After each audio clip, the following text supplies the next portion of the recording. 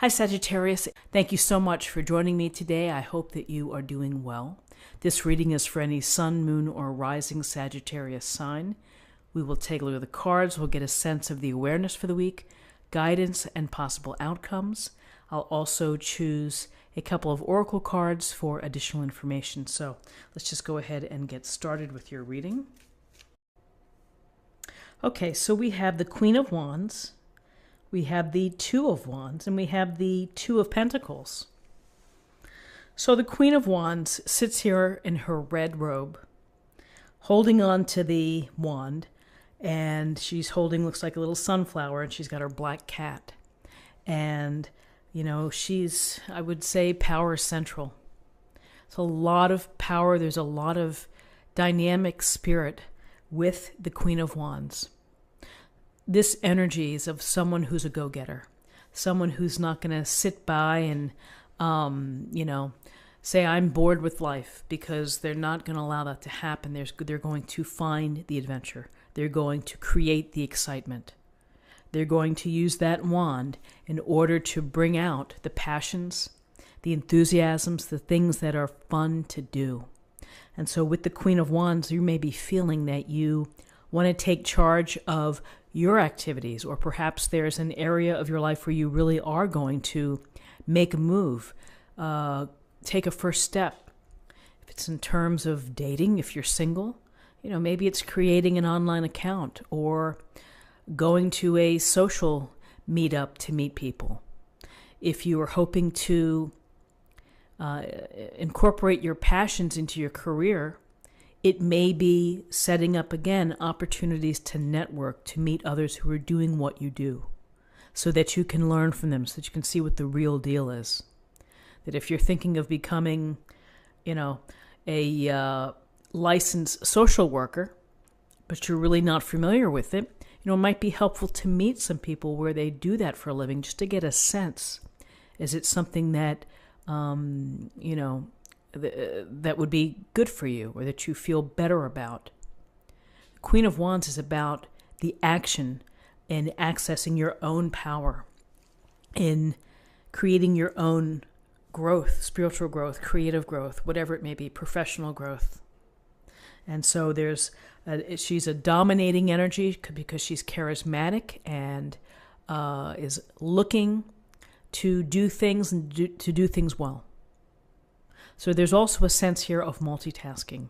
Not only are you trying maybe to set things up, but you have maybe a lot going on. And you're doing it well. Just be mindful of the things that you're taking care of.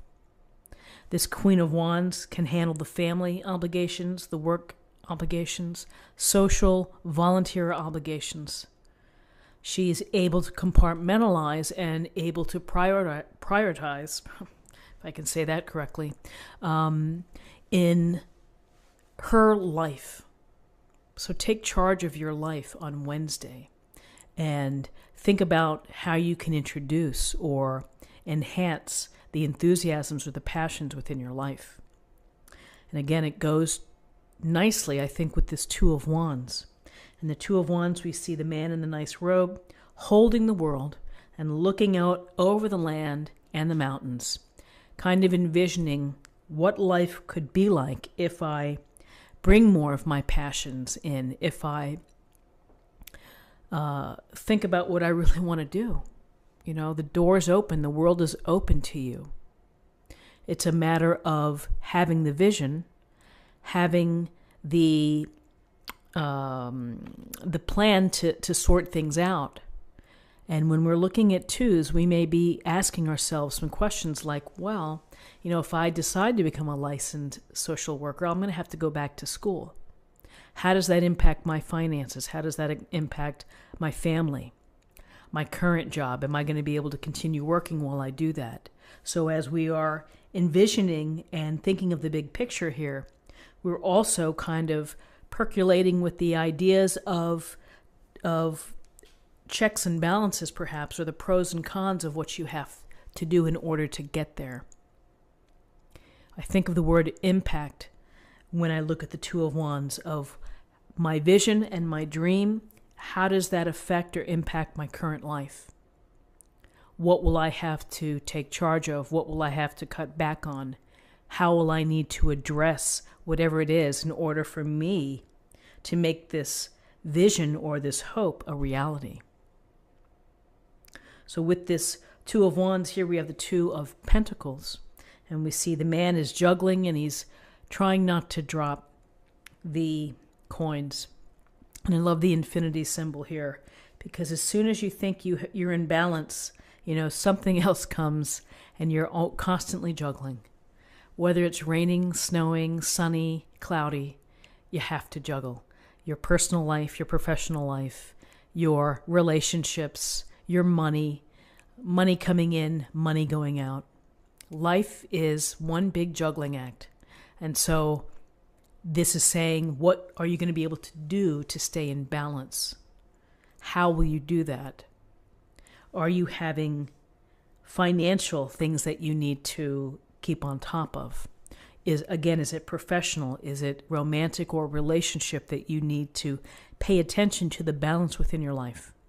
Are you getting enough rest? Are you taking care of yourself? So we have two twos, so the decisions to be made.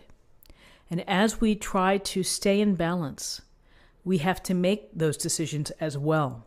Again, we're the captain of our own ship. And so we need to know how we're going to steer and how we're going to keep that boat from tipping or, the rocky ride. Is that you might have to make decisions this week that are very different from next week in order to stay in balance. So we have a lot of take charge energy, seeing the big picture, considering what the big picture may mean to you in real terms. And again, the daily dance of juggling your life, being mindful. Is there the right balance between work and play? Are you giving enough time to your relationships or to your children or to volunteer activities? There's always something on the plate for us to think about the balance. And so, it's balance, and particularly balance during the end of the year.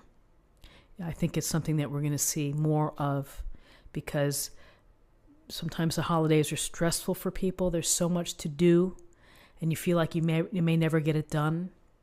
And end of the year reports may be due, so it can be a big force of energy that's required for you just to be able to stay in balance. So number-wise, we have 1 and 2 is 3, and 3 and 2 is 5, and 5 is a card of having to be flexible, having to be able to adapt. It's a card of sometimes of conflict or challenges, maybe a new cycle, but just to be mindful of that. When we see 5s, we may think of conflict, we may think of some challenges. And finally, let's choose a card for an affirmation for the day.